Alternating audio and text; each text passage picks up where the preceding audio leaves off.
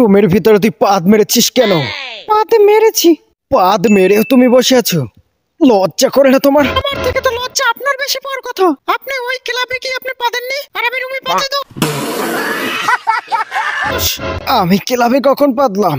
মদ খেয়ে নেশার করে আছেন তো, সেই জন্য মনে করতে পারছেন না। আমার না হয় নেশার করে মনে নেই, কিন্তু তুই যে রুমের ভিতরে ফুচকা ফুচকা পাদ মারিস সেটার গন্ধে যে টাকা যায় না।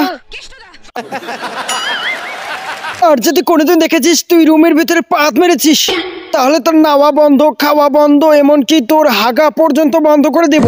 তুমি আমার হাগা পাতা সবকিছু বন্ধ করে দেবে? আমার হাগতে না পারলে তোর মুখে হাগবো, তোর বাড়িতে কি আমি পায়খানা করে দেবো, তবু তুই আমার হাগা কোনোদিন বন্ধ করতে পারবি না। মন চাই এখনই হেগে দি। কি বললি তুই?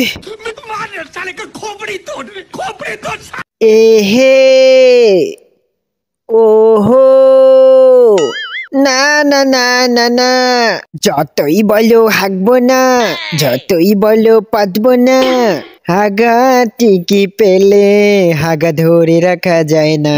সঠিক বলেছেন। ওরে ভাই, তুই ঘরের ভিতরে এত পাদ মারিস না, তোর পাদের গন্ধে আমার বুক বন্ধ হয়ে যায়। ঘরের ভিতরে ছোট পাদ মেরেছি, তাতেই টেকতে পারছিস না। আমার মনে হয় বড় পাদ মারলে তুই পাদের সাথেই উড়ে যেতি। তোর পাদকে আমি খুব ভয় পাই, সেজন্য তো বলছি।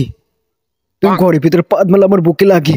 তুই এত ভয় পাস না, আমি বড় পাদ কখনো মারবো না, ছোট পাদ মারবো, যাতে দম বন্ধ হয়ে মারা যাস তোরা।